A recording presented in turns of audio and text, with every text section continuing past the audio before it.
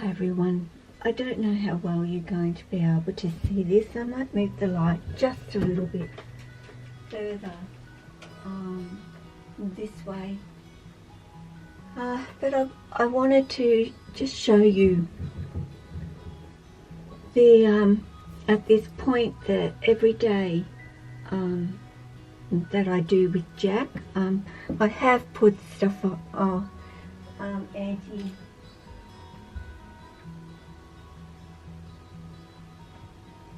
antibacterial, sorry I had to walk away, stuff on my hands, but of course I touched the outside of the door and all that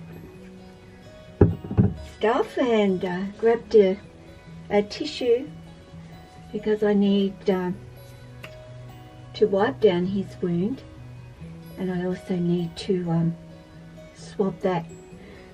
So I'll show you how I do this.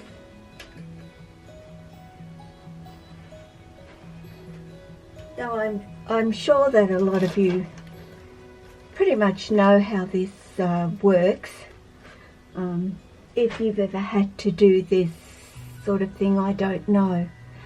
But I just thought for some it might be interesting just to see what you do need to do after surgery for your snakes, and the importance too of doing these things with your snake after surgery, of course.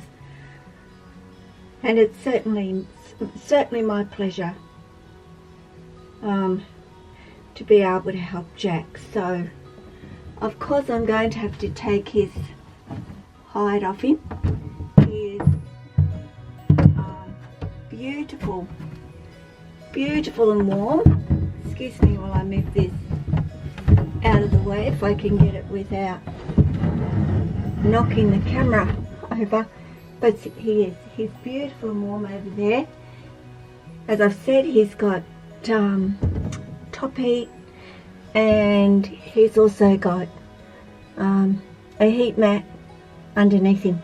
Now the heat mat, I am keeping it around the 28, or not 28, sorry, around the 29 on the floor for him, and the top heat I have got up to 31, and overnight I also have the heater going and keeping the room temperatures outside at the 27 for Jack. As you can see, he's pretty aware that what's Mum going to do to me today, and today he really only has the one injection. Yesterday he had 2. So, you know, it was like I gave him the one and went, oh buddy, I've got to give you another one. But this one is actually quite small in terms of the amount of vaccine or the medication itself, whereas his antibiotic is much more, there's much more actually that I have to inject into him. So today, right now, you know, I hate disturbing him because I know that he's so very relaxed and comfy, and he's beautiful and warm right now. And yeah, I just like him to. I'm pretty sure he knows that I'm going to be doing something that is reasonably unpleasant for him, hence why he's, you know, like, where can I go and what is she going to do to me? And this is the thing that, you know, we don't like to cause them any pain, and that's what I'm doing right now for Jack, is I'm going to be causing him pain And I'm the person that protects him and doesn't allow those things to actually happen to him. So it's also very important that after I do this, that I take the time to stop with Jack and reassure him that I care and that I am sorry, buddy, but this is certainly to help you heal and get better. So rather than dragging it out, I will have to come over this side now and start swabbing him. Oh, if I can move, and if you can hear me, you probably can, but it's probably quite echoey at this point. But let's get this wound and give it a bit of a wipe, just with a piece of tissue, just to make sure that there's no nothing in terms of, you know, gunk or anything coming off there. I don't want it to go too fast, sweetie. I have got a puppy pad down so that if it gets wet, it's certainly you know, no big deal really. Bit of salt water, and I'm sure that stings him a little bit, and for each one I get a clean swab and clean that. Not clean it, it's just keeping it nice and dry for him. So that's all I pretty much do for that aspect of it.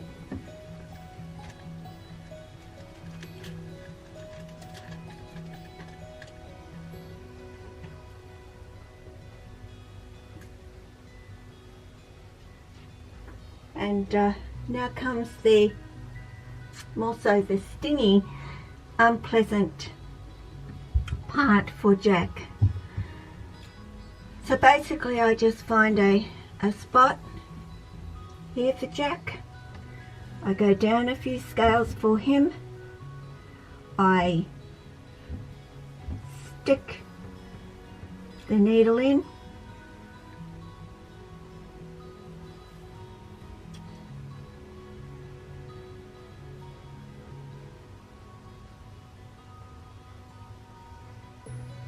I don't rush. I also give him a little bit of a rub on the area that I've just given him that injection. And now it's okay, buddy. It's okay, darling. Now that well, my battery went flat. I think you saw all of it. I heard it make a beepy noise, but I'd finished giving him his injection, and I was just reassuring him that everything would be just fine for Jack. But that's pretty much what I have to do every day, and every third day I will have to, of course, give him some antibiotic as well. So I just wanted you to see Jack, and this was his texture mark from where the incision was starting. Well, it actually started from the other end to there, but how long that incision was actually going to be. And they generally do a fairly long incision when they're going in to do surgery on a snake, because if they know the area, they want to make sure that they're made the incision long enough to be able to pull out what they need to pull out and have plenty of room to move in there. So that's it, guys. I will try and update you regularly on Jack and how he's doing, and he's just going to, of course, go back in to his hide and settle down. Now that he's got that pain relief in him, that is going to make him comfortable for a good 10 hours or so. That will keep him comfortable, and that's all we can do.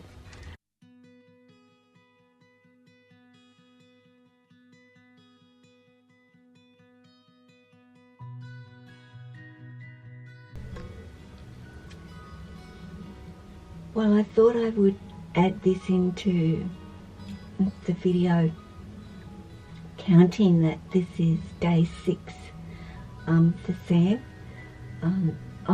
Sam, see, I've been talking about a beautiful cat that I hand-reared from a 24-year-old baby who developed polycystic kidneys when he was about 3 years of age. And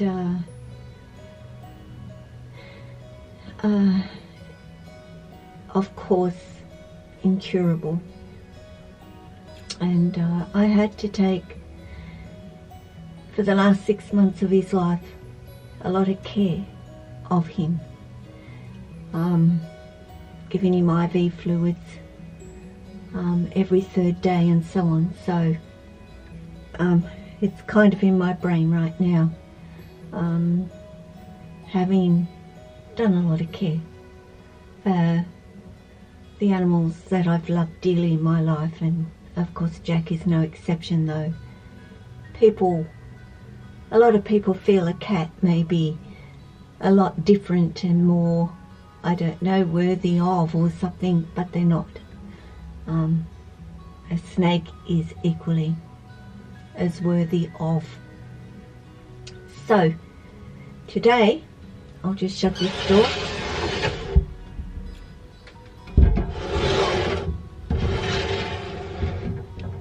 It is again time to swab his wound, and he needs his antibiotic injection as well. So of course we'll get these swabs going in the salty water, and that's all you need to use is salty water. And I have checked him out today. Is this what did I do, darling? What did I do? I took your little security box away from you, and I guess well aware that what am I going to do again today? He hasn't had to have a needle since Friday, and that was of course a pain relief. He hasn't had any since then. He's had 2 the first couple of days, and that's it. So he's now just having, of course, antibiotic. So still of course staying nice and warm down there, and again it's checking the site to make sure there's nothing oozing, and there isn't, and that's really good, guys. That's exactly what I want to see. And now of course we hi sweetie, hello darling, we swab the area with the salty water, which will dry up that wound, incision, pretty much. So I just go over it a couple of times for him. It just is going to help heal it, of course. Yes, you can use betadine diluted in water. I think I mentioned that, but you can use salty water equally to, I don't like to leave it wet either, because we want to keep it dry as we possibly can, because I'm always sterilizing my hands around Jack. I do not need to pass on any germs with him at all. Now on to the icky part, which nobody likes to do. Well, I know I don't like it. Giving him his antibiotic. It's a thicker needle as well. And of course I need Jack to stay relatively still for me. And he's pretty good at... I want you to move your head away, darling. Of course, it works better if you have somebody here just to lend a helping hand.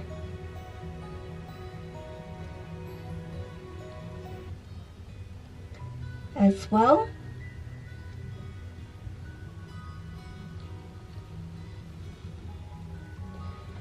And of course, as I said, I then like to give that area a rub. We all know after an injection, we like to, it helps alleviate some of the pain. And that is as much as I'm going to disturb my boy. Hey, darling. Hey.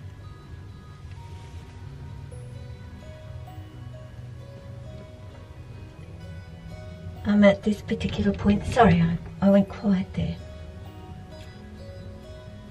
And it's about him going back and resting.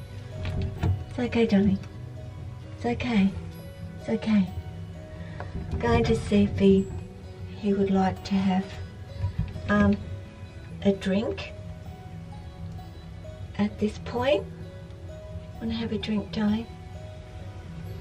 There's your water bowl. There's your water bowl. It's up to you. Just what I do to Jack at this particular point is offer his water bowl and see if he'd like to have a drink of water. I know it must be an effort for him to go and find it himself, but it doesn't hurt for me to offer just in case. Have you had enough?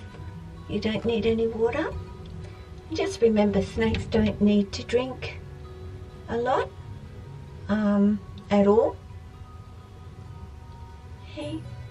He did have that great big drink when he got home, so I don't think he needs any today, but I've offered. And of course he cannot come out. He's not ready to come out or be handled. That's going to be a little while before that all starts to happen. And now I just let him see that his box is back for him and that he can settle back in there, guys.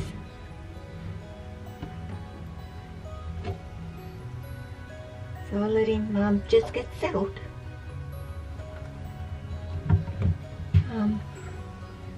He will of course curl himself up. So I'll grab this camera and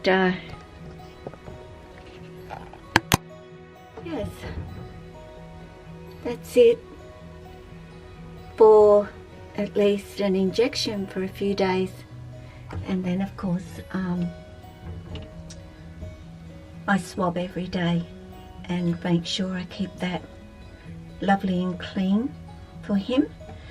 Tomorrow I will change his paper towels for him and just freshen it up a little bit and make sure that it's all clean. So guys, I'll talk to you again soon. Day 6. Isn't it, buddy? He says, haven't you left yet? It's not safe to come out yet. There he is. I don't know if you can see. Well, it's just blurry. I don't know what it's focused on. Find the focus. That's it.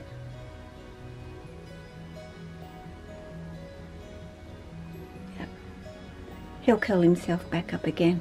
Just give him a little bit of a nudge, but he's better off just doing it all for himself at this point, and me not lifting him or trying to move him around.